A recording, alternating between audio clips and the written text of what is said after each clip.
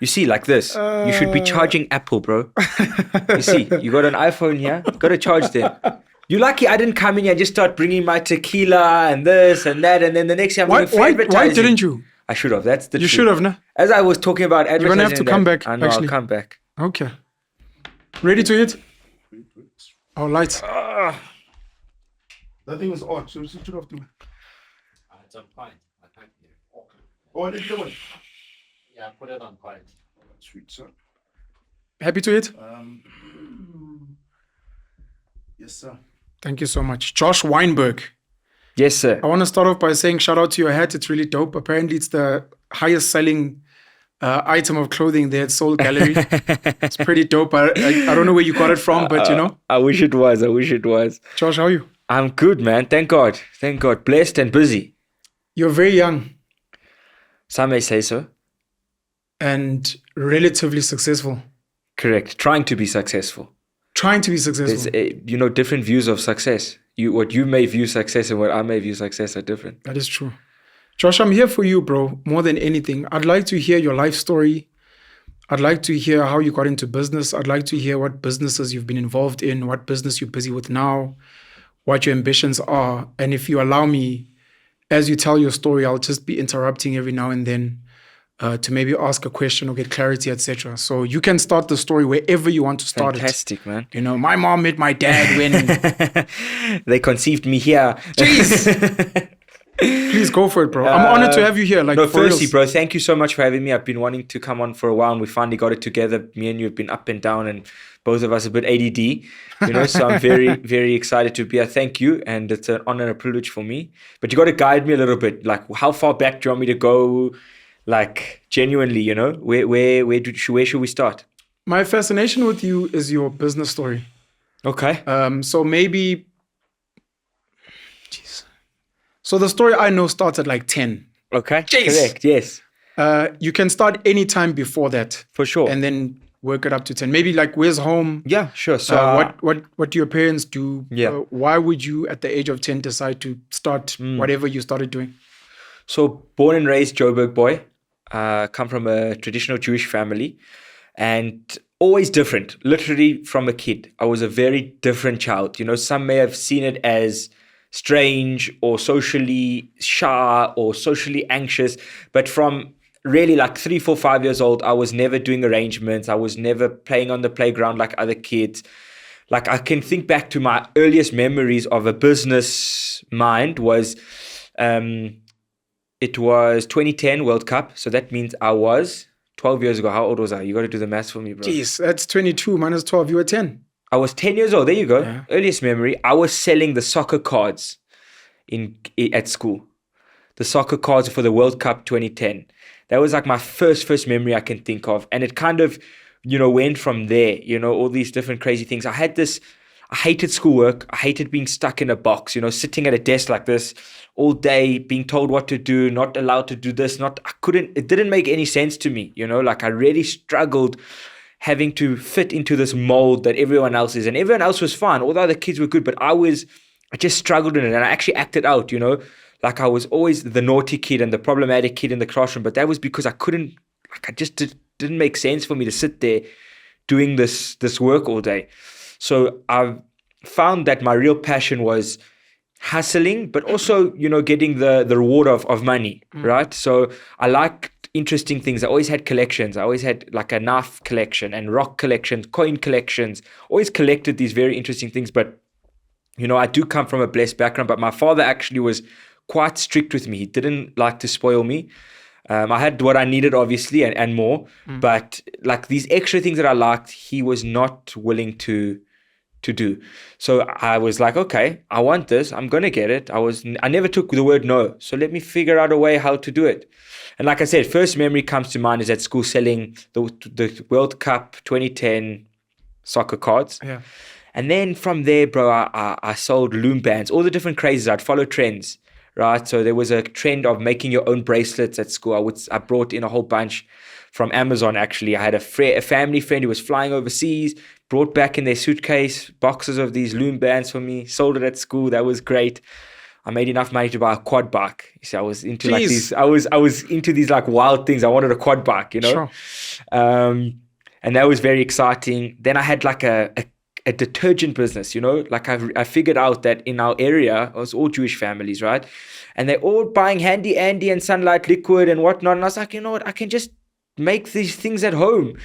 And obviously it was like a free product, you know. I'd take my mom's Handy Andy and Sunlight Liquid and I would mix it in a bottle with water and I'd sell it to all the different people. And I'd recycle the bottles and collect bottles from all over, take the labels off. That didn't last too long, you know. I think they caught on to that it was not the greatest cleaning product. And then it kind of gradually grew, you know. I started catching on to this, like, what my community may see as old and rubbish, other communities see as gold, right? So my community would see old phones and it would just lie in a cupboard, you know. Every year, 2 years, it's a blessing to get an upgrade, but most people would get an upgrade every 2 years on their contract, and then the old phone would just hang around, you know. And I was like, whoa, what are you guys? This is treasure. What are you hanging around all this amazing stuff? That was the next thing. All the old cell phones in the area, I would go buying up. So if I'd say, you got an old phone, bro, like, give it to me. He said, no, I'm not giving it to you. I'd be like, okay, I'll buy it to you for 1,000 rand. Then I'd collect all these old phones, old iPhones, old Samsungs, tablets, whatever it may be, and I would go to the kosher restaurants, the Jewish restaurants. And I'd go into the kitchen. I'd find the dishwashers. I'd find the chefs, the waiters, and I'd speak to them. I was like, guys, let's here, this is what I got for sale. And I'd go into all the kitchens. This is what I got for sale. And I became known as like this kid that would go into all the restaurants selling to the staff. And I actually had a credit plan with them. You know, I was this young kid. I wasn't doing much school, so I had a lot of time, and I wasn't socializing much either. This was what I did for fun. Yeah. You know, and other kids were, I don't know, playing soccer and doing this is what I was doing. This is now 11 years old, 12 years old. And so I mean, every week I would go and they would pay me 1,000 rand this week. Then I'd come back every week. So it wasn't like you could default on your payment. You know, you had this little kid driving you crazy every week. And I would drive their bosses crazy. If they owed me money, I'd phone their boss and say, your staff member owes me money, this and that. I would say, I wouldn't leave you. I would not leave you. And I'd take back products if you didn't pay. And that did actually really nicely. Then that, transpired and it did really well. And I stuck with that for about a year or so. I'm now 12 years old. And I see the same idea, but with clothing. So my family, for example, I've got 3 sisters, and I was seeing like all this great clothing, you know, again, blessed people. So we had nice clothing, but every few years, either you'd put on weight or you get new clothes, or, you know what I'm saying? And like this clothing either was handed me down to other people or it would kind of get thrown away. And I'm like, no. This old clothing this is valuable to me. So I would go and I'd collect all the old clothing in my house, and I'd do the same everywhere else. And the first stop with that actually was for men's clothing that I had. I would go to the coaches at the school. The male coaches at the school would sell to them. Great. Then I figured out, you know, like, okay, my market now is a little bit small. You know, there's only a couple of kosher restaurants, and I've maxed out all these people. They've got enough credit with me. I don't want to push them too far. I was like Uber drivers, you know. So I would order Ubers all day. I would go on a little trip. And I'd chat to the guys. I'd be like, guys, are you interested in this? I've got jerseys for you. I've got nice T-shirts for you, all secondhand. And I would disclose that. I would tell them it's secondhand. And it became a real like business in a sense. I became like the Uber driver plug, you know? All the Uber drivers. You'd catch Ubers just to market your business. 100%. I would not because you needed to get anywhere. Listen, really. I would never cancel the trip. So I would still go somewhere, but I would always be working with them in the car. So if I needed to go to the podcast there, I would Uber. But in the ride, I would use that whole ride to sell things to this driver. And in the end, he's made a loss times 5, you know, on the trip. And that actually did really well. So I built up a nice little informal business selling to Uber drivers and stuff like that. And then at about, that's 12 years old, 13, it's my bar mitzvah, right? And already at my bar mitzvah, I'm starting to love sneakers. Like, I'm in love with the whole sneakers and Air Force Ones, Nikes. And it hasn't really even hit here yet. It's very still like, if you had a pair of Air Force Ones, that was like godly, you know, 1,800 rand for a pair of Air Force Ones. Back then was like crazy. A pair of Timberlands, you know, the Timberland boots. So like, we were still just coming up. To spend 3 grand on a shoe back then was like, wow, that's ridiculous. A lot of money. Do you know what I'm saying? So anyways, I have my bar mitzvah. I'm loving fashion, getting into it. It's how I'm starting to express myself. You know, I wore a green suit to my bar mitzvah. It's like the most unheard of thing. You do.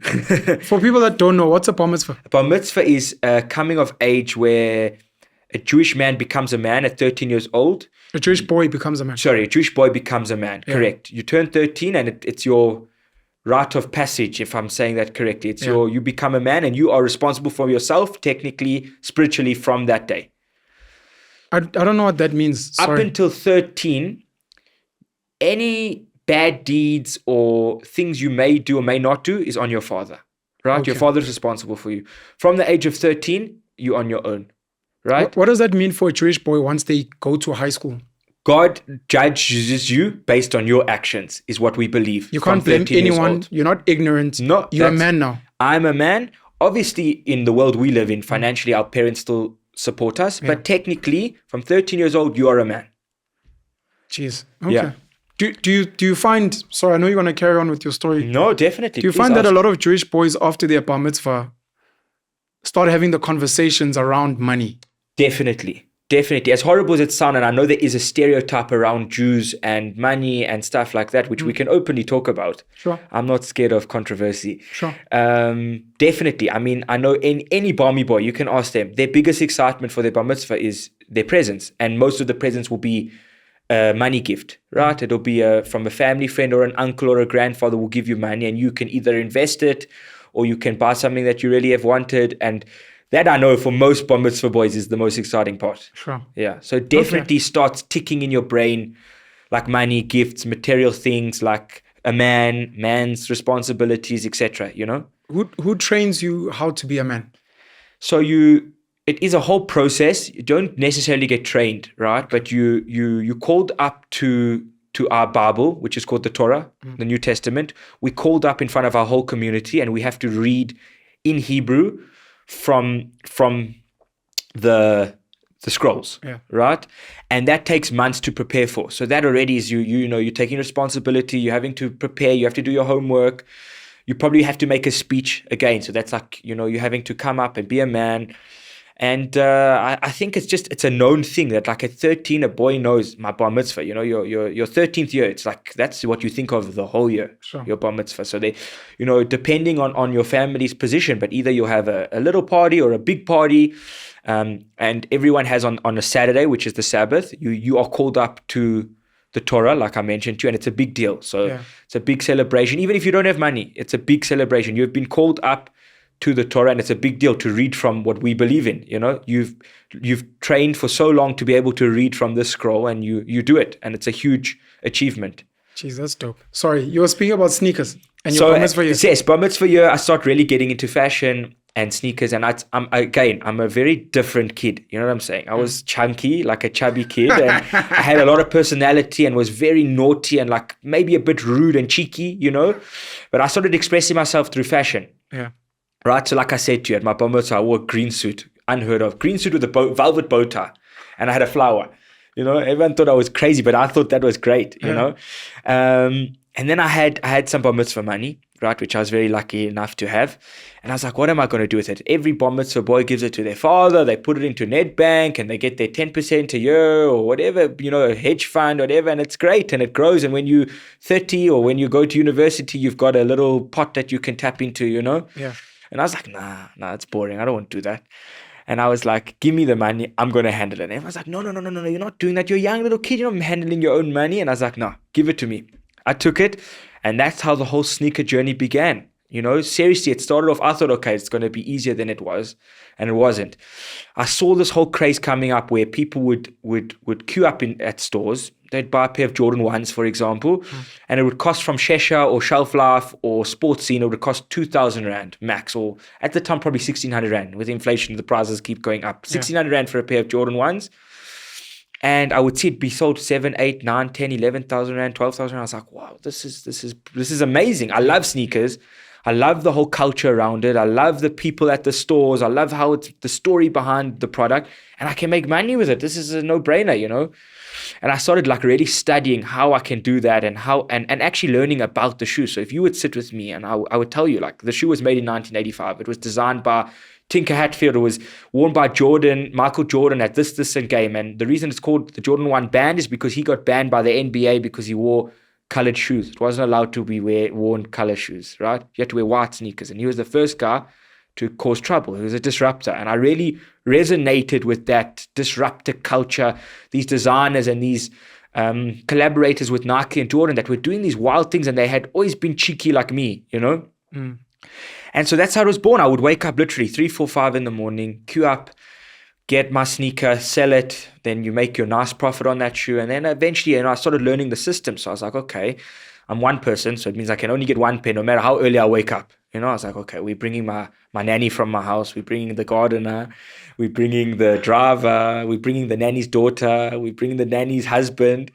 Anyways, I go, it's like in a taxi, we go in a taxi and we got like a car full of people that I've got, and I'm like, I'll give you 100 Rand, 200 Rand, like everyone, let's just do it. And I'm explaining to them like what has to go on. Like everyone has to have a different credit card.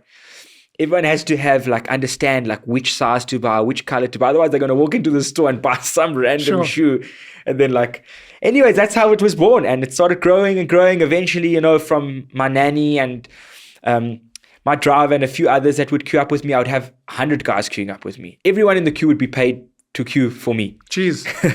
And so instead of getting one pair and making 5 grand on the pair, I'd be getting 20 pairs. And that would happen then at one location, and I'd learn then to do that at another location. I'd learn to do that at another location. At the end of the day, I was the guy with all the stock. So, I had the monopoly on the price. I had the stock, and I could kind of say, okay, you know what? You want this pair? It's 8,000 Rand. And if I see the demand was down 9,000, up or down, I'd say 9, 8, 7, 6, and I controlled the pricing. Yeah.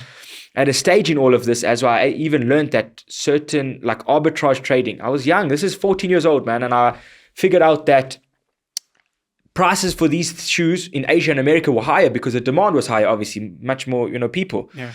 And so I found Asian buyers here, guys that would buy from me here. I'd just give it to them, they'd give me my rands, and they'd fly back to Asia with the shoes. Jeez.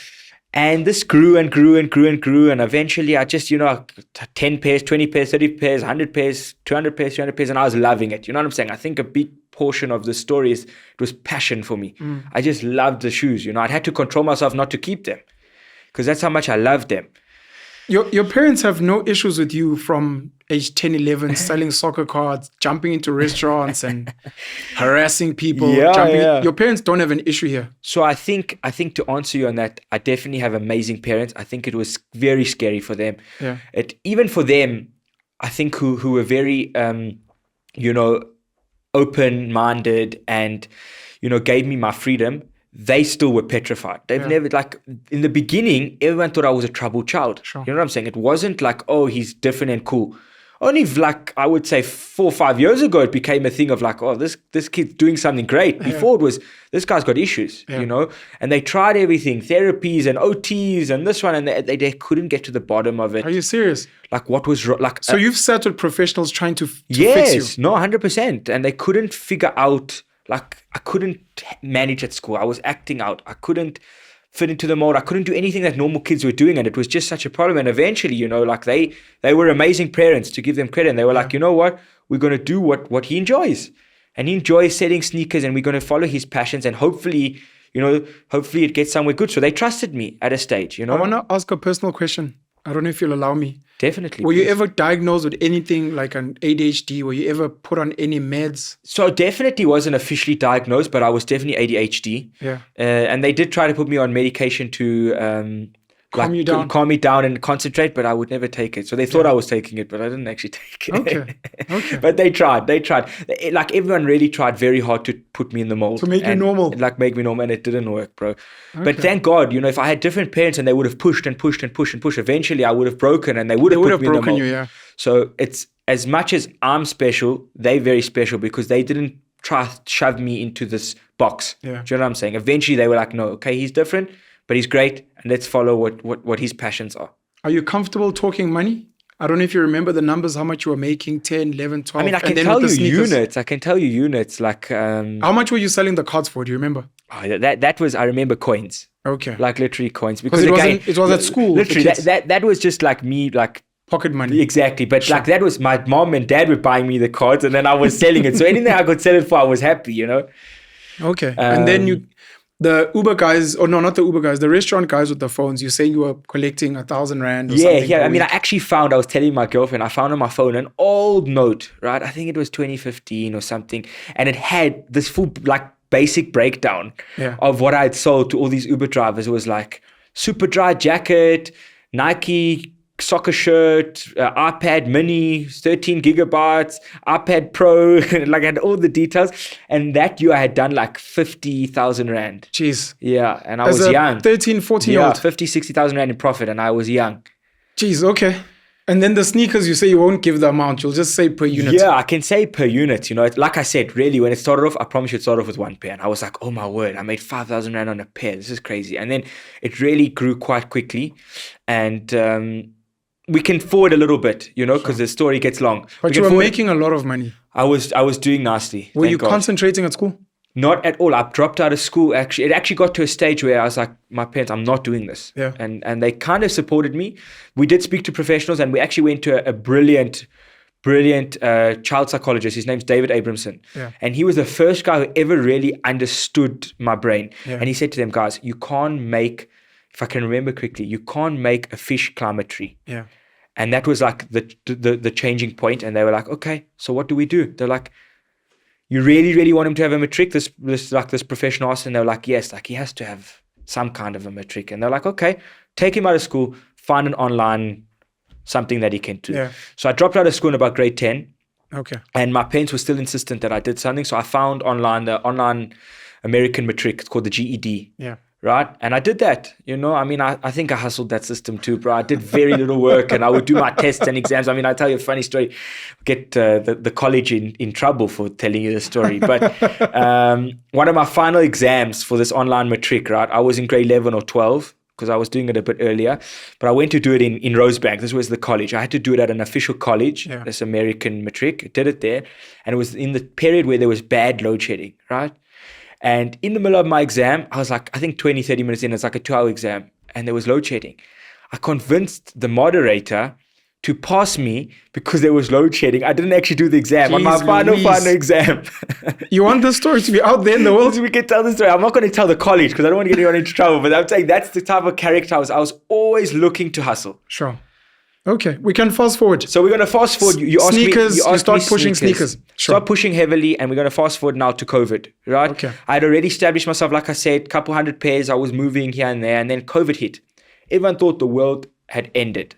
COVID was 5 years ago, 2020. Yeah. which 5 means years. you were 17. Correct. Okay. Now I'm 17 years old, COVID hits, and everyone thinks the world's ending. I mean, even my father, who's a relatively big businessman, he was completely frazzled by this, you know, and everyone was really down and out, especially retailers who had been buying shoes from, they had to close. Obviously, the malls and all of that were closed, so they were in a very bad way. And I was sitting at home, and I had a lot of spare time.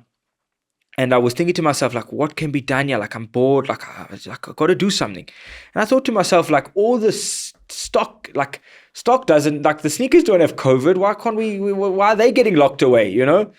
And I was thinking to myself, all these warehouses and all of that, they must have just received product from the international brands just before the lockdown. And now they can't sell it. So, like, this is, like, business-wise, it's, like, the biggest nightmare. You know, you receive new product, but there's Can't nothing, move it. you can't deliver it, you can't sell it online, you can't sell it in stores, you're stuck with it. Yeah. So your capital's just sitting there. And I was like, no, let's think of something. So I thought to myself, let me gather all the money I've made, bar mitzvah money, this money, then anything I can put my hands on. I went to my father. I was like, let me borrow, please, some money from you. Thought I was off my tree. Went to my grandfather, also a relatively big businessman. And I said to him, will you borrow me money? No. So I was like, okay, I'm on my own. Went to my sisters and I was like, just anything you can give me, 10, 20, just borrow me money and I'll give you a return on it. I'll give you 10, 20% return. Just give it to me for a year. Anyways, I managed to gather money and I thought to myself, I'm going to reach out to every single regional manager or store manager I know and just say, guys, I know it's lockdown. I'll get an essentials license. Let me buy your stock. Give me a discount and let me buy it for you. You can let one guy into your store. I'll come in with a mask and I'll get a license to be traveling on the roads. Like, sell me the stock. And everyone was a bit hesitant and thing. And then eventually I was like, okay. Went to Adidas warehouse. Bought out there. Just received Kanye West Yeezy stock. I went into their little warehouse in Sandton and they had like hundreds of these pairs. And I was like, pricing, like retail on the shoe would probably be 5,000 Rand, right? But at the time, the shoes would be selling for 10. supply and demand. There was 100 pairs, 300 people wanted them, prices would go up. Yeah. But I'd go into the warehouse in COVID and I was buying them at like maybe 1,500 and $2,000 a pair. Jeez. And so that was like the first thing that with the Kanye West Yeezys. Then I was like, okay, I'm going to contact Sports Scene. I got hold of a store manager, got hold of a regional manager. Eventually, the regional manager got me into an area manager, got in touch with the guy, and I was like, I need Jordans, Michael Jordans. And I bought up a huge batch. Honestly, I can tell you it was a big portion of it was luck. Because at the time, Jordans weren't doing as well as Kanye West Adidas Yeezys, right? And I was like, this Jordan stock was really well priced and it was nice. And I was like, okay, I'm going to buy all of it. So that was a couple hundred pairs, right? Even I would say I got up to a couple thousand pairs, right? I'm trying to think of numbers back then. And my luck, in that period of lockdown, everyone was at home watching and they released a documentary on Michael Jordan called The Last Dance. Yes. I don't know if you watched it. On Netflix, eh? On Netflix. And everyone, the world, not just South Africa, went absolutely crazy for Jordans. Everyone wanted a Jordan, from teenage girls to fathers, to grandfathers. Everyone watched the show and were like, this guy's amazing, Michael Jordan. I want anything with his name on it. Yeah. And during lockdown, obviously the stores were closed, but I had all the Jordans. You know what I'm saying? And it was seriously like a big portion of that is luck. We call that mazal in Judaism. Mazal. Mazal means luck. And I believed in that strongly, that there was, I didn't know they were going to release this documentary. I didn't know the whole world was going to go crazy, but I had bought thousands of pairs of Jordans. And I was like, whoa, this is crazy. Everyone wanted Jordans. I had them. And I was like, the South African market is great. Love the guys here. But I was like, no, I got to sell it to Americans. You know what I'm saying? Because the American demand was even higher. Yeah. So I got in touch with a company that I'd always admired and watched called StockX. Yeah. Right? It's the biggest sneaker platform in the world. Just been valued at about $2.5 billion. Jeez. Right? So it's basically a full stock exchange, but for sneakers. Right, so you can monitor prices, see fluctuations, see quantities. It's like an amazing platform they bought. Exchange. StockX, it's called. StockX. Okay. Brilliant. And I was like, I got to get in touch with these guys. And I've managed through a person, got hold of someone. And I was like, guys, I've got X amount of shoes. I've got this. My whole house was full of shoes, bro. You got to understand. My garage, my sister's bedrooms, my common areas, like my house was full of shoes. And my dad would just walk in and be like, okay, you're never going to recover from this. You're still sitting on this stock. It's been COVID. The world's ending. Yeah. And I was like, no, I'm going to sell it to this American company. And I built up a nice relationship with this American company. And as soon as the restrictions eased, I filled up a container and we shipped this to Detroit. And that was my first big break. It probably was 5,000 to 10,000 pairs of shoes that I'd sold at probably triple to 4 times what I paid for it, and to an American company. And that was like the first big break. You became rich. I would say so, yes. I mean, define rich, but yes. I 17, 18, 19, somewhere there. It was 18 years old, yes. How do you feel now? How does your dad look at you? How does your grandfather look at you? No, so now it's a different story. From that moment onwards, it became, okay, this guy's not talking nonsense anymore. Like, this is the real deal, you know? He actually can do what he says. And from there, I got involved in a local store that would resell these sneakers. Started off with one little location in Ruland Street, actually, right by Parliament in Cape Town. And then it grew to a store in Rosebank, Keys Avenue, but like terrible locations. I promise you, the wood on the floor would creak. And you're thinking fancy stores, bro. It was like all put together with sticky tape. And we would just trade these sneakers, bro. And I started doing really, really well supplying this sneaker chain. And then it grew to 3-4 stores, V&A, Rosebank. And then I got very heavily involved in management of the store. And then eventually I owned a share of the store. Right. Who's advising you during this time? Sorry. Because I mean, you're saying these things, and number one, I'm assuming you're probably obsessed with reading up on a lot of the stuff besides the stock. Obsessed, bro, with the sneakers. And you've given like a shout out to your dad and your grandfather. Were they at all advising you, mentoring you? Was there anyone else? My father really was with me every step of the way. Yeah. Like I would send him, look, I just sold this. But it was very scary for him. Like I really never, I don't think he ever really fully believed in it, but he supported me. He really did. And he gave me advice and he guided me. But like I look back and I think to myself, like, how did he manage me? I'd wake him up at 5 a.m. I've got this idea. I'm going to send this. Can you get the driver to take me here? I'm going to, I was like, how did he manage? And he was patient. Sometimes he lost his temper at me, but you know what I'm saying? Like he definitely did guide me in the right direction. But to be 100% honest and not arrogantly, all these ideas that you have, it's something I get into my head. Sure. I get fixated on it and it becomes a dream, and then I make it a reality. But things like getting the sneakers in a container, things like No, that's a dream of mine. And then I just find people to help me and people to guide me on the journey. And my dad will introduce me to someone, and then a friend will introduce me to someone. And thank God I've been surrounded by amazing people who have really helped me. But I will get that vision in my head. The vision is me, and then luckily I'm surrounded by people who try help. Do you think you And are... I think Jews are like that. Sure. Do you think you are good with people? Definitely. I mean, in a setting like this, amazing. But you go put me in a room with a bunch of 22-year-olds and they're talking about university and soccer. I don't know what to do with myself, bro. Sure. I'll sit there and I know nothing about university. So I'll be like, that sounds interesting, guys, you know? Yeah. But you put me in a business setting and a table with adults and like-minded people, I think very good. You end up owning a stake in these stores. I don't know if you want to give a shout out to the name. I don't want to because it didn't end so well. Okay. End of 2023, me and my partner had a fallout. Sure. We split paths due to geopolitical views, which is very sad. I didn't think... That's hectic. Exactly. The ones that we're all thinking about. Correct. Okay. Correct. That's really sad. Okay. So you guys were on different sides of the fence. Sadly. Okay. But it didn't have to be that way. It wasn't... I would never have split paths because of that. Does that make sense? Even he can have his beliefs, I can have my beliefs. I believe that everyone has the right to believe what they want to believe, and we all, it's freedom of speech. You can do it as you please. I didn't want it to affect us. I wanted to keep it separate. Yeah. You know what I'm saying? And for some reason this partner wasn't able to do that, sadly, and it affected his judgment of me and it affected his relationship with me. And we had to split paths, and that was truthfully, like, everyone here has these amazing stories. That was heartbreaking for me. This little business was my baby. It was my life stream. We had 4 or 5 little locations. I had put in my life and soul into supplying stock, into building the name, into building the marketing around it, the branding of it, and then overnight I was like, I lost my business, you know, due to something that wasn't anything I had done wrong. I understand. You know, if I had done something wrong, I would have understood it, but I didn't do anything wrong. So it was a huge trauma for me, I would say. Yeah. You know, but 2023, what happens thereafter? So I was broken for a bit of time. You know what I'm saying? And you're still staying at home. I'm still staying at home. Even though you've got money. Exactly. Mr. Beast. You're still staying at home and knowing your dad. Still staying at home and have rules, and I'm under my parents' roof, man. You're not even paying rent. Jeez, your father's not a serious businessman. I know. He started paying rent recently, bro. I started paying rent, actually. To your dad? Yeah, to my father. So shout out to your dad. It was only recently. Okay. And okay, so for a long time after that situation, I was like really down. And then You didn't have money? I did have money. Okay. I did have money. I had taken a bit of a knock from the situation, but I still had my money intact and I still had my ideas. And it took me a long time to build up my confidence again because my confidence had been knocked. And my dream, even when I was in that business, was to have something super luxe.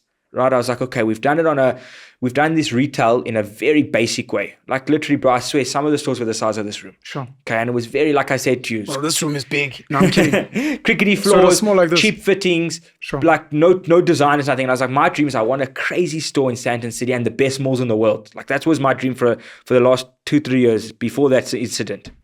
Then this incident happened. I was like, how am I going to do this? You know, I've lost everything. I've lost the suppliers. I've lost this clients. Like, what am I going to do?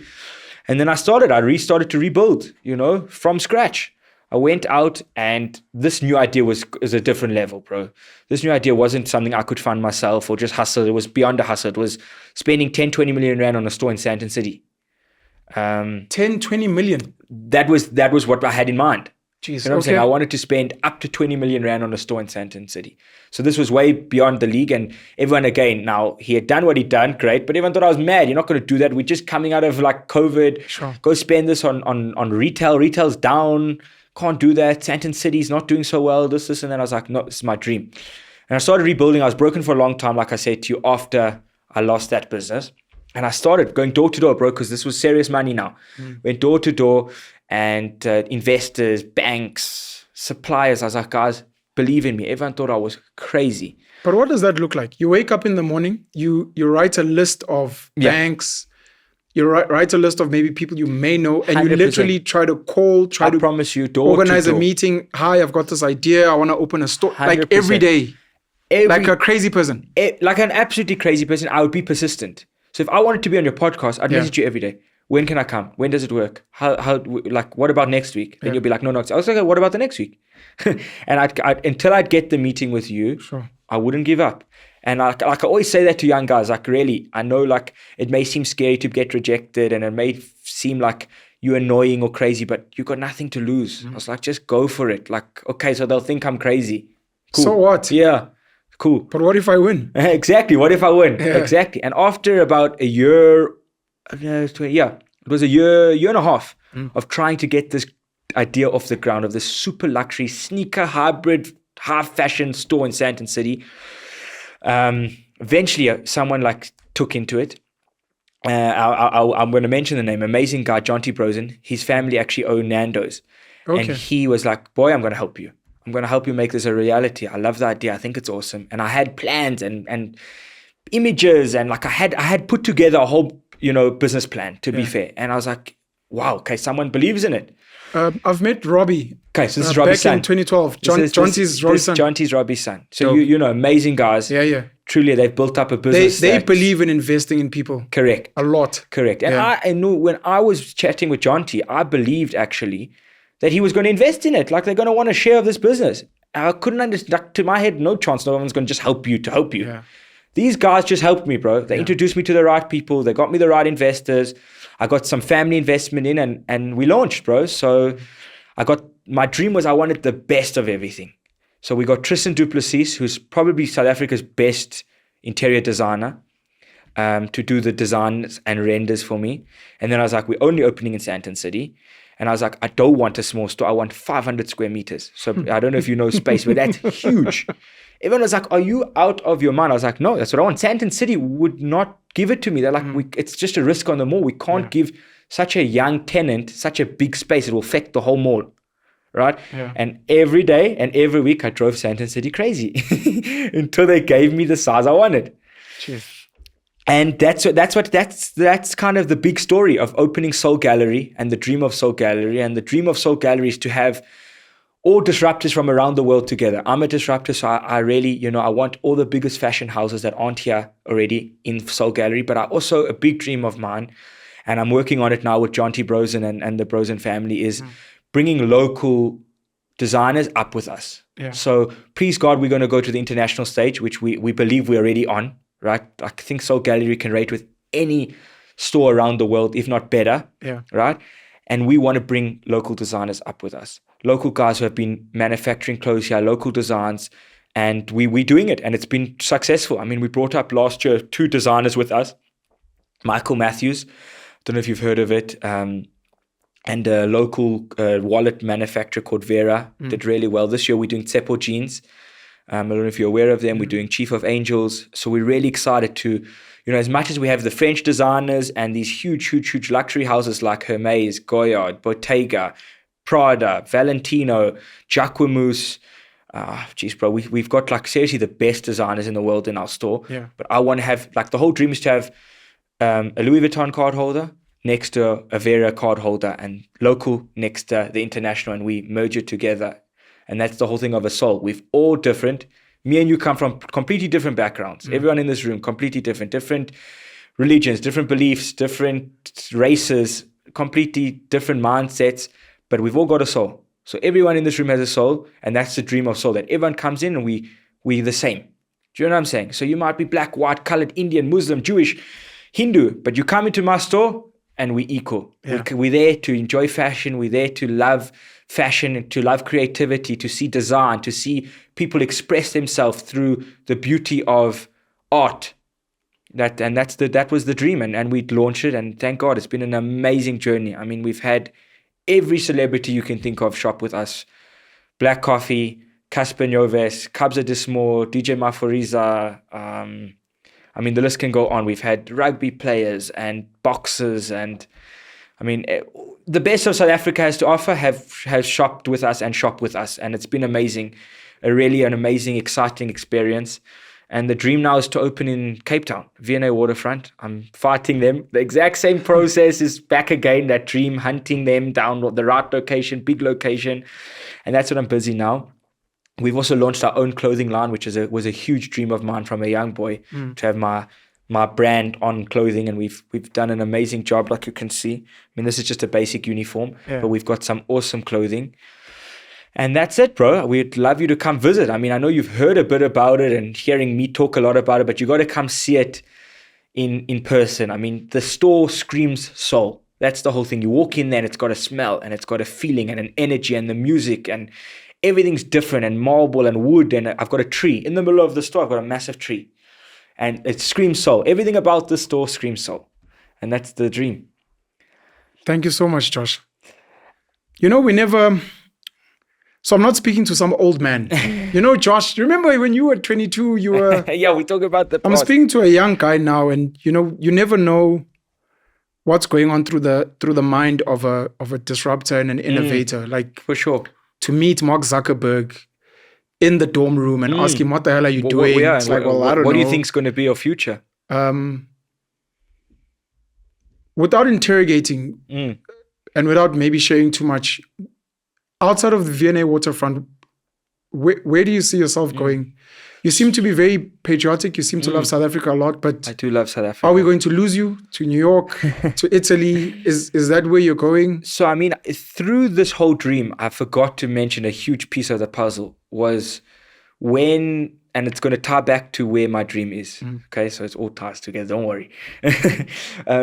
When I was doing so nicely with the sneakers in it was 2022, 2021, doing really nicely, a very, very close friend of mine, his name's Ellie, approaches me, and he had also really mentored me through this whole journey, helped me, guided me, and for nothing in return. Yeah. He just took a liking to me, and we grew up in a similar area. Our parents were friends, and he guided me. And he came to me and he was like, Josh, you've done so well with sneakers.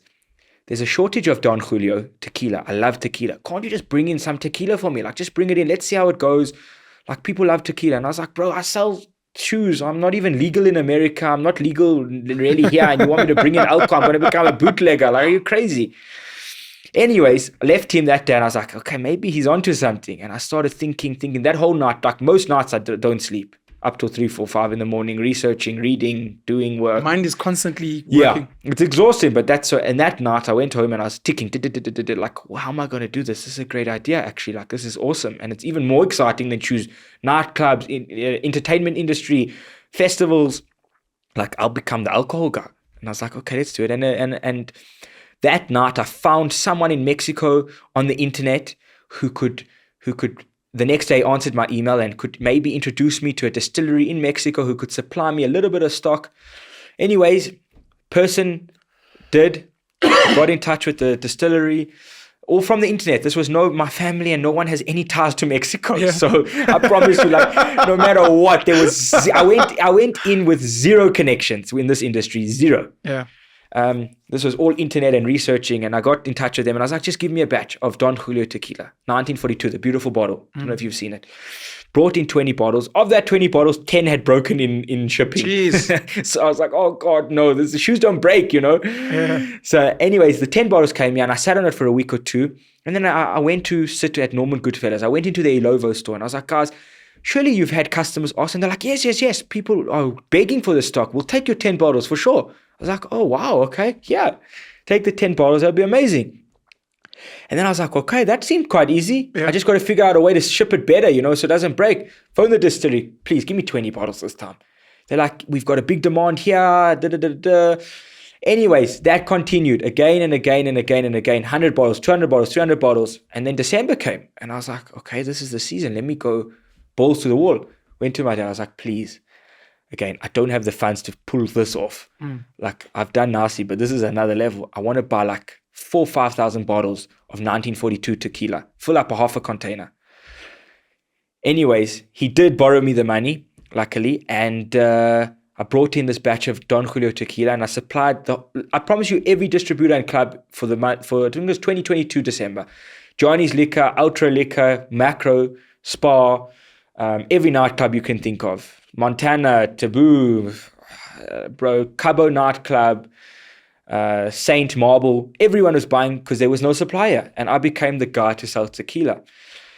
Anyways, that was a huge gain financially for me. And it was amazing. I was in a whole new world of entertainment. And like at every event, Black Coffee's event, this event, was the guy backstage. I was actually I can think of a Black Coffee concert in 2022, and I was there, and people are like, what is this kid doing? And I was like, I supplied all the alcohol here. I was like, leave me alone. I supplied all the alcohol. And they actually called the bouncers to kick me out. Jeez. They kicked me out, and eventually I like phoned the owner of the club, and I was like, they kicked me out. And he was like, no, guys, he's telling the truth. Yeah. He actually did supply all the tequila here today. Like, just leave him.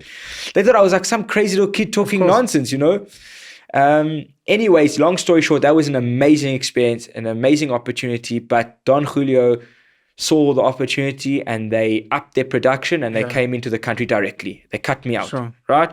So I was again knocked down. I was like, oh my, you don't understand. It was the biggest opportunity ever that I just lost like that. And I was like, I got to do something. I still love this industry. I love this idea. I love the whole entertainment.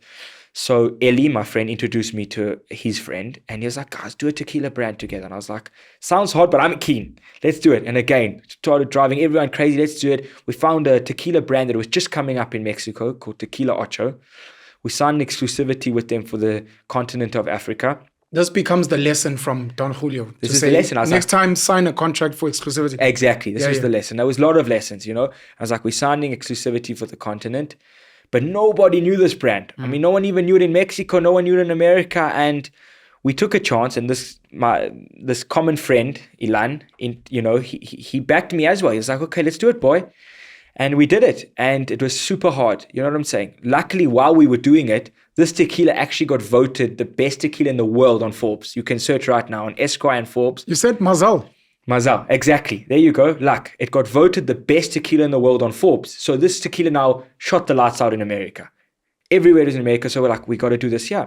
But it was hard, bro. Again, I was in all the same distributors that I was before. Macro, Norman Goodfellas, Johnny's Liquor, Pick and Pay. But it wasn't hard to get on the shelves. It was hard to get off the shelves. And this product just wasn't moving. So I had to come up with an idea. I was like, what do I do to get this off the shelves? I was like, oh no, I'm done. All my money's in this business. Like, it's going to tank the sneaker business. Never mind. You know what I'm saying? Like, got to do something. And the idea came to me. I was like, let's partner with the best performers in the world. I was like, let's do a festival and let's have our brand on the stage with the best brands in the world.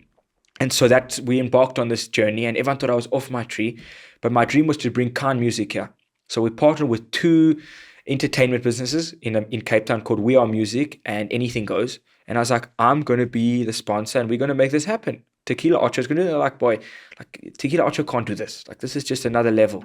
Like thousands of people. Khan Music now, you can search them, are the biggest DJ group in the world. I don't know if you've seen them. The three guys, their famous logo is like a peace sign. You must search it afterwards. Anyways, we brought them to South Africa, 2023.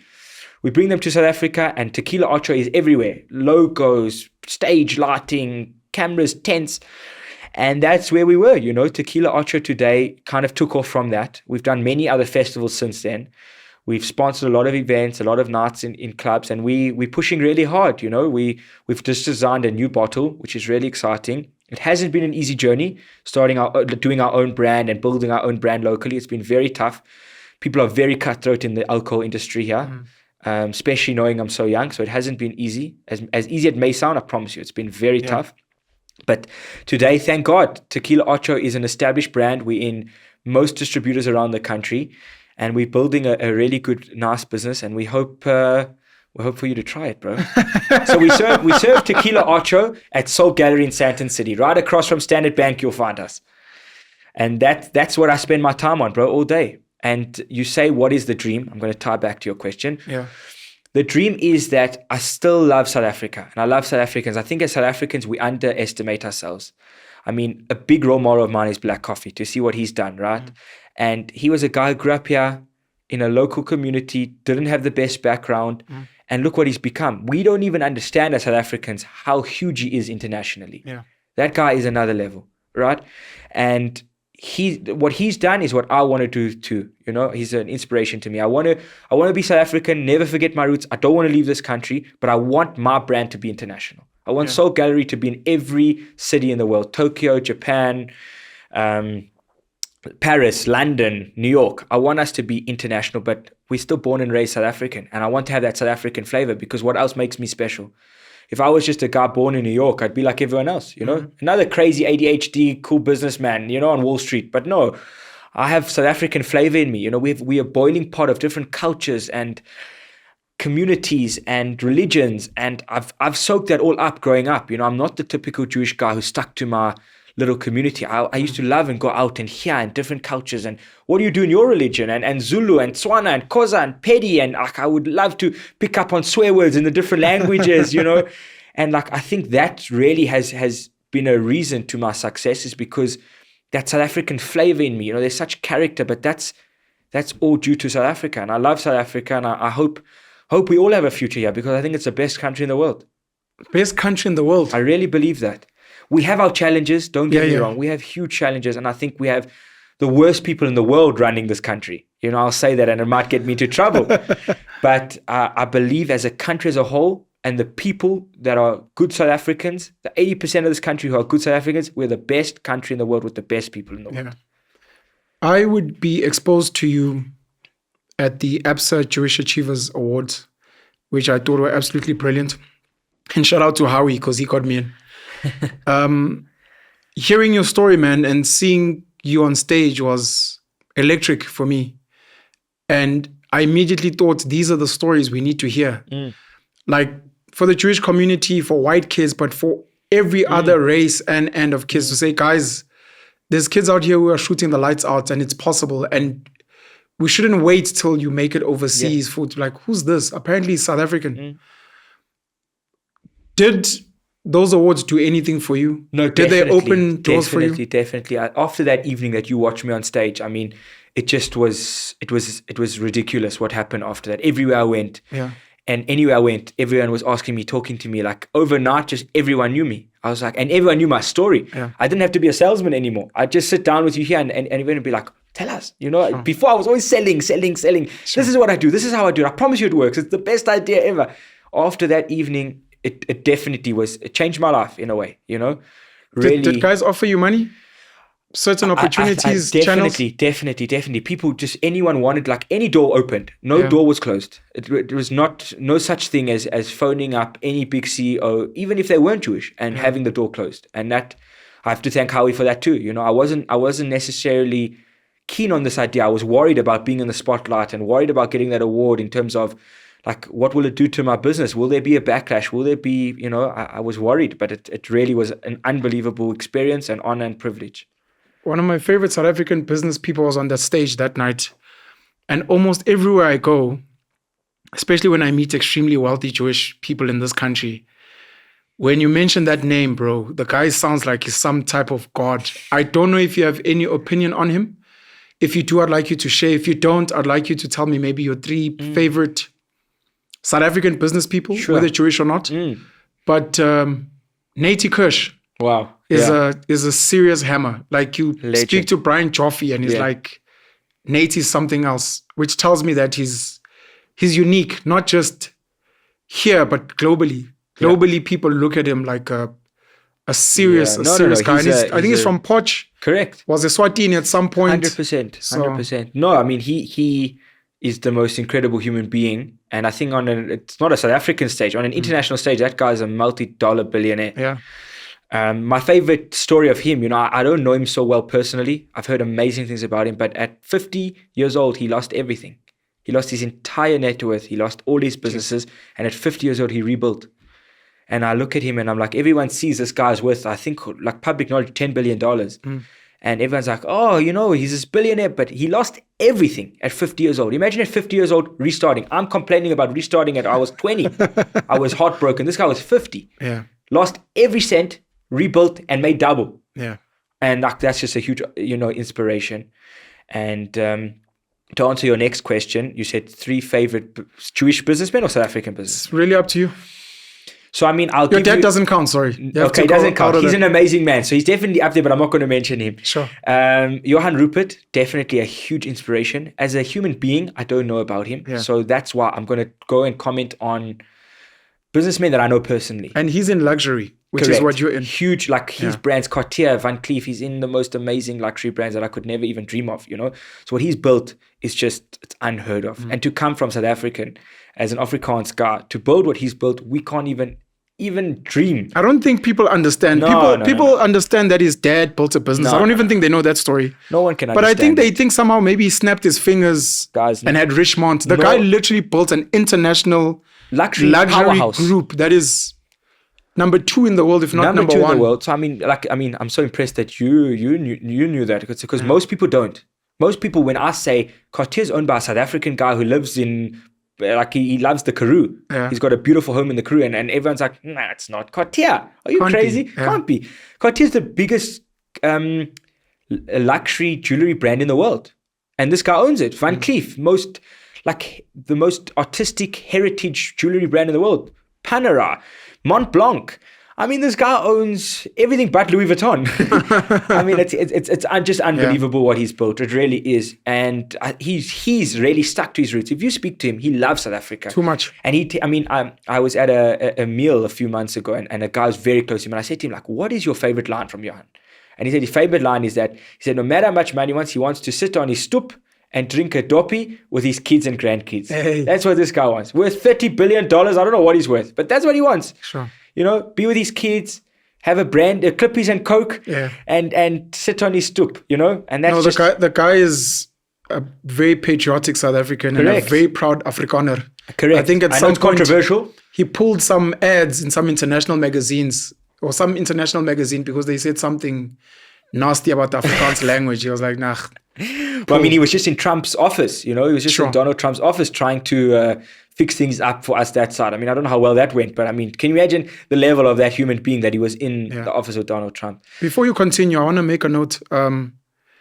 Johan Rupert was asked, what's the best piece of advice given to him by his dad, Dr. Anton Rupert? And he said his father said, invest in people. That's when we spoke about the Brosens, you know, who yeah. are Nando's. You can interpret that how you want, but if you look at First Rand, RMB, all the guys at Remgrow, RCL, maybe now Vumatel, and all the businesses is in. It's just Outsurance. You look at, of course, the Jewish community, very popularly known for believing in their own, even though I'll add a small story here where I think Adrian Gore was funded by First Rand. And I remember sitting with Stephen Kosef at Investec asking... Okay, so you've been with the best of the best. No. You've been with the this best. is Marcel in my life. Yeah. I asked him, why did you guys invest in Adrian? He's like, we ask ourselves this question. How did we miss this guy? 100%. He had to go and get funded by the Afrikaners. It's a different story. Robbie Brosen would tell me the story, man, of how they got funded with Chicken Land and Nando's. And It's the most unbelievable story that. he'd speak about SAP. He'd speak about the Enthoven family of Hollard. Correct, yeah. And he'd introduce me to Carlo Gonzaga of Taste Holdings. And they really, because you speak about Jonty now, they really believe in investing in people. For sure. I didn't believe it until I saw it firsthand. They really You know, 'cause- believe in investing in people. And I think it's something we need to speak about, all of us, to say, look, Correct. it doesn't have to be much, but there are kids out there, whatever it is, like put them on a podcast. Yeah, no. Give them, So- like, bro, I don't have money. Here's $500. I don't know where it's going to go. But But it's not even money, bro. We don't It's invest in it's each other. It's not even money. So I mean, like we used just to mention the pros. I didn't believe it until I saw it firsthand because, and I don't think most of the people on this podcast will believe it, that these people just want to help. They, thank God, have been blessed beyond, and they've made billions, right? But just because they've done that doesn't mean they need help. Sure. And they just want to help. You know what I'm saying? And I've tried to really put that into my life. Recently, this year, it was a goal of mine that I want to sit down with young guys. And it's hard, you know, like people don't believe in you. People think you're crazy, you know, until the big ideas are big, people don't believe in those ideas. True. And I've sat with them and I've, guys, please, like, just don't worry. It just drive me crazy. I'll try introduce you to this guy. I'll try set up this meeting. I'll try help you here. It doesn't cost anything, bro. It's not even money. I promise you. It's time, care, and energy. Yeah. And that's the most important thing. It's not even money, bro, because money is complicated and we know how people get with money. I'm talking about just give a hand. Yeah. You know what I'm saying? Bro, you bringing me on this podcast, are you helping me? It's not costing I you don't or know me. about that, but No, sure. You're helping me. You know what I'm saying? If For the people that don't know your story, I think it's going to be pretty dope. And I really think that kids, especially in South Africa, need to know because they have less opportunities than kids internationally, but they need to know they can do it. Yeah. I promise you, a guy from a public school going through whatever he may be going through, he needs to know if he tries hard enough and he drives enough people crazy, it might take him 40 years. Yes. It really might not be as easy as my journey was. I agree. You know, I was blessed and I had the right people around me and I did have backing. But I believe strongly that if you push hard enough and don't give up on your dreams, and that night at that Jewish Achievers, I said, don't give up on your dreams. If you got to chase your dreams hard and harder and harder and harder. And I said, that award, I dedicated it to kids who are struggling, kids who don't fit into the mold. And I said, like, disruptors, keep dreaming, you know. And my big slogan that night was seek no approval. If you seek approval, you're not going to get anywhere. People think when you're a Jewish kid, you're like given like 100 million. No. And the reality No, is, no. for every Mark Zuckerberg, for every Josh Weinberg, like there are millions of Jewish kids No, they get nothing. whose ideas don't go anywhere. No one 100%. funds them. 100%. They don't have the work ethic. And so shout out to you. I want to make a note before you carry on with the business people you admire. You spoke about fusing South African local flavor with international.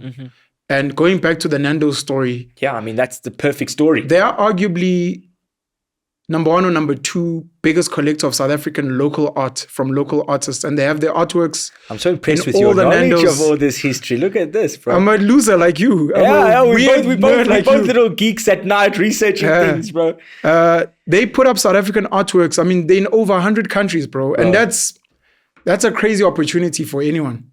And for the fact that you're trying to also keep in that vein and that ethos is That's what beautiful. I mean. I've learned a lot from them in that. You know, I think a lot of businessmen are very frightened by South Africa and what's going on here, and it is scary, bro. We live in a scary country, like the wild jungle, you know. And so make your money, take it out the country.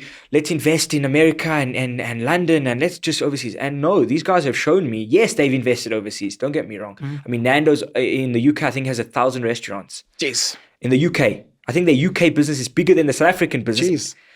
And they've really taught me, but no, they're here, bro. And go to Victoria Yards. Do yourself a favor. Have you been there? No. Victoria Yards, they bought a few years ago, and they've turned it into multiple little workshops for local designers. So you've got Seppo Jeans, manufacturing local jeans there. You've got pottery makers. You've got bead makers. You've got Chief of Angels, also a local clothing manufacturer. And all they've done and all they want to do is just help local artists. Yeah. They now putting a lot of investment into local music. They've got studios and art, and like what you're saying, just invest in your community. Yeah. Like without my community, I'm a Jewish white guy, right? That's the fact. Yeah. But without the local black community, I would have gotten nowhere. They bought my products. They bought my Michael Jordans. They bought the Goyard card holders. They bought the bags. And without the South Africans, I would be nowhere. So I believe strongly in giving back to my community. And I really hope, I mean, on another podcast a few months ago, I spoke about soul outreach. And we really want to go into communities. And, you know, a dream of mine is to go into a school and give every kid a new pair of shoes. Yeah. Like hundreds of pairs of shoes. And I really believe we're going to do it. And I also want to find guys that are different and try mentor them and help them and see how we can help them with our network. Because thank God we do have a big network, you know, and doors do open. Yeah. Sorry, your other business people that you admire? So, I mean, two people that I don't count, but definitely my father and grandfather and great-grandfather. Would you like to say Amazing something human about being. them? Definitely. I mean, my grandfather, you know, he started Big South Africa and was the CEO of Big South Africa. Are you serious? For many, many, many At years. some point, I don't know if you know, I'm paying you all the black pen. At some point, I was like, if Big could be like my brand. That's what I'm saying. Jeez. Yeah. So he brought it to South Africa and ran it here for many years. But I have to give you history because a lot of the viewers here are going to be like, Jews, you know, born like this. It's so easy for them. He, at the age of 12 years old, his father killed himself. Right? My grandfather. Jeez, he I'm had sorry. no money. That's your great-grandfather. No, this is my grandfather. My grandfather's father, correct, great-grandfather. Took his life. Took his life. Yeah. He had struggles with addiction and gambling, and he left my grandfather with nothing. My grandfather at 12 years old had to start selling newspapers to support his family, just to get ends meet. He had no money. They lived the most sad upbringing. The community actually outshunned them in a way because their father was a gambler and had messed with the wrong people in the community. So they were shunned. Where were they based? In South Africa, Johannesburg. Okay. And they just had a really rough time. And this man, my grandfather, built up from zero to a paper boy, to working in a restaurant, a waiter, working in a butchery, working in a bank, until eventually he didn't even have enough money to go to university. He saved up enough money to put himself through university. And when he went into university, his dream was to be an engineer. He didn't have enough money to do engineering, so he became an accountant. And once he did that, he started working hard. He did his articles, and eventually the grand story that everyone hears is that he ran Big South Africa for many, many, many years until he had to retire when he was 60. So he's definitely a role model of mine. Jeez, shout out to your grandfather, man. Yeah, he was a legend, bro. To this Yeah. day, he's 84. That gyms every day, way better shape than me. Way better shape. He counts every cent, bro. This guy, to get him to spend, He's definitely Jewish. to Jeez. get him to spend 500 rand, bro, you don't understand the headache. So I'm trying now to get him a new car. His car's from like 2003. Yeah. Right? And I'm like begging him to get a new car. He's gone to We Buy Cars. He's checking every discount. He's researched every car. He's going to get an older mileage car because it doesn't make a difference. So you've never seen a legend like this, bro. I've been in meetings with him where he runs like his own investments, right?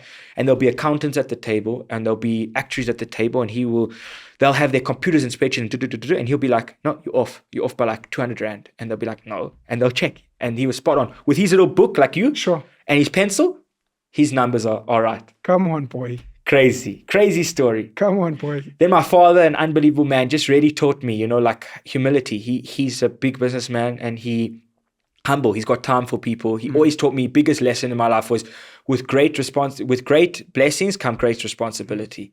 And I've lived by that saying my whole life. Like I'm saying to you, I really want to try give back and help people around me. I don't want to just be this success story that flies off into the sunset and makes millions and is on a yacht in Monaco. I don't want to be that, but I really want to help and touch kids in South Africa, touch their hearts and change their lives. You can't mention your dad's business. Oh, I can. He does. Okay. He does real estate. It's called Weinprop. My surname's Weinberg.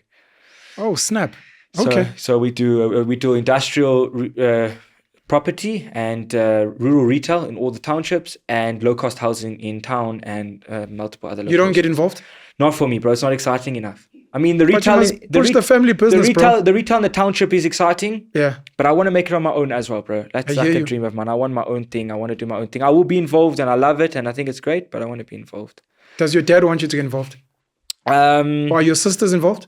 They're not yet, no. My sisters are also great people, very Yeah. humble. They're teachers. One's an occupational therapist and the other two are teachers. Sure. Also just want to give back and That's dope. be involved, They're not into the glitz and glam like me, bro. They don't like this fancy stuff. They live Yeah. simple lives. They like, being taken care of like the minimal way. They don't want, they're happy and I respect it, bro. Amazing Yeah. people.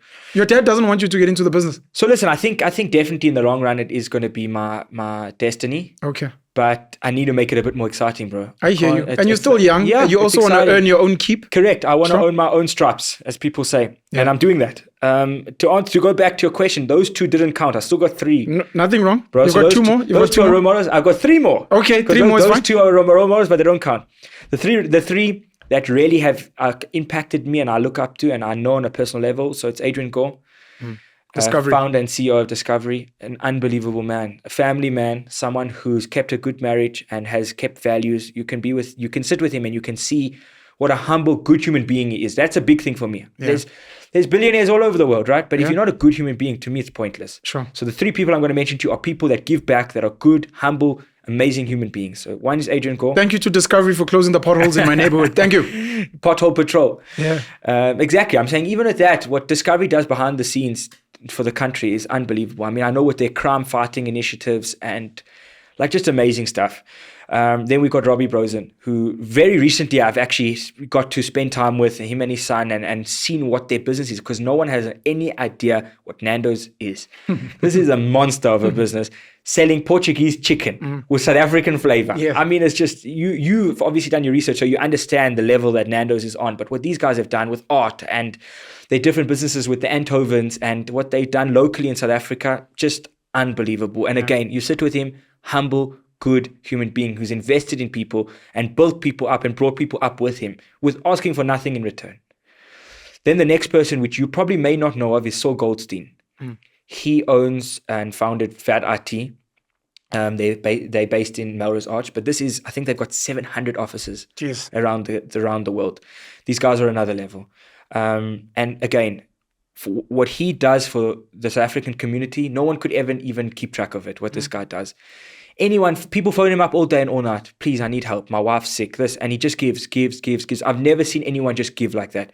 Every big shul in Johannesburg at the moment, he's renovated and put in at least 5 to 10 million rand into each synagogue. Jeez. So you've never seen like Saul Goldstein. Saul Goldstein is his name. VAT and TechX are the companies, and they've just, I mean, he's got partners in that business that are just unbelievable human beings. Like really, they just give back, and all they want to do is help. And they've obviously done so well financially, and their goal now is to make a difference, and they really do. And I look up to them in such a way Yeah. that I can't even explain. Like they will never even know the impact that they have on young kids like me, you know. I can't even imagine they would know that the things that they do are making an impact in a way that a young kid wants to be like them and do good, you know. So make billions, enjoy your life, have your comfortable life, but you got to make a difference. Sure. I want to give a shout out to this gentleman. May his soul rest in peace. And I'm referencing him specifically because I just met two people recently. The one is based at UCT. The other one is based at UJ. They both, in some way, have been involved in the entrepreneurship academies. And they referenced the Raymond Ackerman Academy as a huge investor in entrepreneurship in the country and training kids. Speaking to what you're saying, made money, very successful, incredibly humble, speaks to the ordinary guy in the store, etc. So shout out to him as well. Do you believe Jewish people are the chosen people? It's a tough question. I don't believe we're the chosen people. I think everyone's chosen people. It depends what you do. And I think Jews take up the responsibility more than other people to make a difference. So I don't necessarily think we're the chosen people. I just think that we take on that role and we try and make a difference, right? Do you think, let me refine my question. Do you think Jewish people were chosen by God to be the biggest servants on earth? I think we were chosen by God to be a nation that inspires the other nations. Yeah. I don't know if he, and I think we are in certain ways. And I think at the moment, I think we're definitely going through a bit of a bad rep with what's going on in the Middle East. Yeah. And I think it, there's going to be a lot of work to clean up the Jewish rep and the Jewish name. And I think we can do it because around the world, it's not just in South Africa. We've just spoken about Robbie Rosen and Saul Goldstein and Adrian Gore. In every country, there's men like that do the most incredible work, and not just for Jews. That's the story. Like that's the thing. Like the rep is that Jews just look after themselves. These men that we're talking about are helping millions of South Africans. It's not about just helping Jews. They littered all in our history, in the struggle as well. Yeah, I mean, in our constitution, the people who wrote the constitution were Jewish. The people that wrote the Freedom Charter. Yeah. Yeah. A lot of the founding members of the ANC were Jewish. Yes. Eli Weinberg, do research into him. Jews were fundamental in the rise of the ANC and the fighting movement. So what's happened recently and how, the ANC and Jews don't get on, it's so sad because if you go see the history of this country, Jews and the black community, we're the same. I know people were going to say, I might get backlash for that, but we have the same history. We were both prosecuted. I don't see Jews as white. Jews aren't white. We have our own race. We're Jewish. We're not white, right?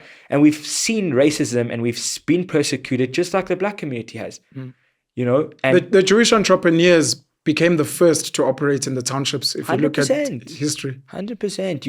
You can see in every industry there's been a Jew, but he with the black community we go hand in hand, and I think people are forgetting that, and I think the ANC's narrative has shifted, and everyone just think that's how it is. It's not true.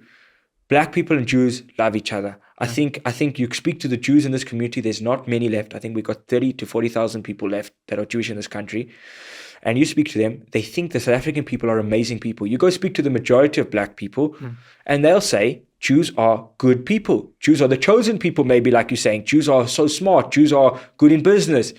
Like this rep that has come up and this whole Middle East. Let's worry about our country, Let's fix up South Africa. There's more murders and rapes here than anywhere else in the world. Let's just try and make a difference here. Let's stop worrying what's going on in Ukraine and Russia and the Middle East. And let's just focus on what's going on in Alexander and Soweto and Khayelitsha and all these terrible places that are going through terrible things, but we can make a difference, You're doing business, bro, but you sound like a leader. Are you grooming yourself to be a leader? Are you willing to take that responsibility on? I think recently, with Soul Gallery, we were actually exposed to like some amazing non-Jewish South African businessmen and political figures. And just hanging around them, I really was like, I have to try and make a difference. So I think as of this year, I've really wanted to take up the role of trying to make a difference and trying to change the perception of what people think is reality when it's actually not. And I really want, the Jewish community to come back up with the ANC or whatever political party come into power, because the political party will never even understand the power of a Jewish community. Yeah. And we need to, as a Jewish community, if we're living in this country, right, we need to help this country. We can't just benefit off this country and live here in our little gated homes and our big houses with high walls. No. I don't believe in that. I believe very much if I'm going to benefit as Soul Gallery and selling tequila in this country, like I said to you, and benefiting off the people in this country, I need to give back. And I really, really want this country to succeed. I will be so sad if we sit, me and you, and we meet in 5 years' time and we're sitting in London and we're like, what happened to our country? Jeez. It went down the drain. And we are going down that route, but I just hope with enough guidance and good people, like we've mentioned, some of the businessmen that are pushing to do good things here, I just hope that this country can turn around and do some amazing things. And I think like what we've said, about some of the businessmen we've mentioned, they give back. I think it's a huge lesson to our political figures and a lot of, I think, Black South African businessmen.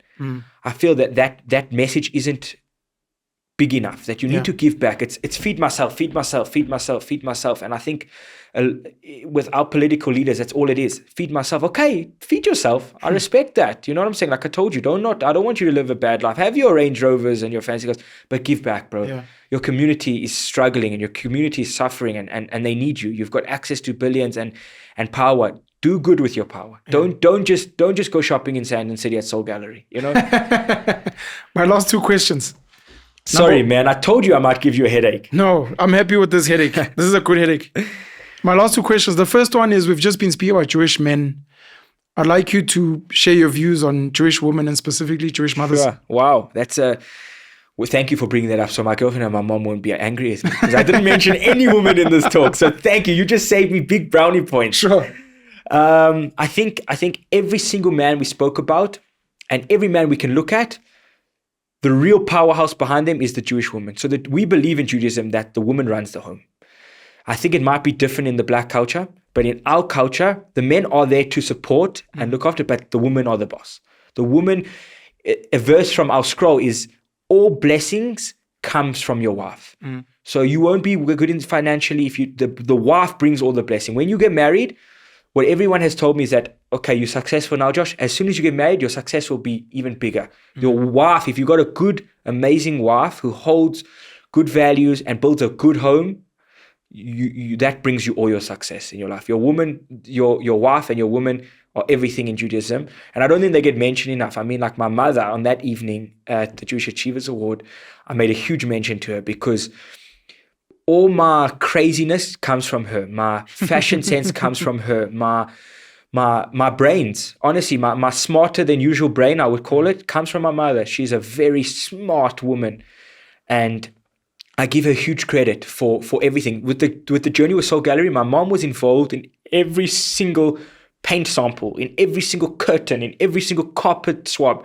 She has been involved in everything. So I'm saying like that's a mother that's 60 years old with a 21-year-old son. So you have to see like that's huge. You know what I'm saying? That influences me and my business massively. And like that's huge credit. And to my girlfriend as well, like been with me every step of the way. It's not like these, slay queens. She's definitely, my girlfriend has had access to every luxury brand in the world and she sits back and she supports me. She doesn't just want material things. She wants a good family. She wants a guy who treats her well. She wants a guy who's respectful. She wants a guy, like I have to come home and be in a good mood even after a long, horrible day. She doesn't care if I come home with 20 Louis Vuitton packets for her. She's got her head screwed on the right way and she's an amazing human being and she's taught me so much. Like that big verse on saying I want to give back, a lot of that comes from her. A lot of that. Do you think part of the reason, so I'm adding a question here, do you think part of the reason why I'm taking chances, why other communities might not have solid families is because they're not allowing the women to lead? So listen, it's complicated because my knowledge of the Black communities is that the grannies and the mothers are running the homes. The men often are not on the scene. It was by circumstance and default and not by choice. That's the problem. Correct. But the problem is, I think in those communities that the mothers or grandmothers have to work so hard just to put some pap on the table. Do you know what I'm saying? So that I don't think they get that same time as a Jewish mother would get to sit with you and build you. And it's just circumstances and it's not fair to compare it, if that makes sense.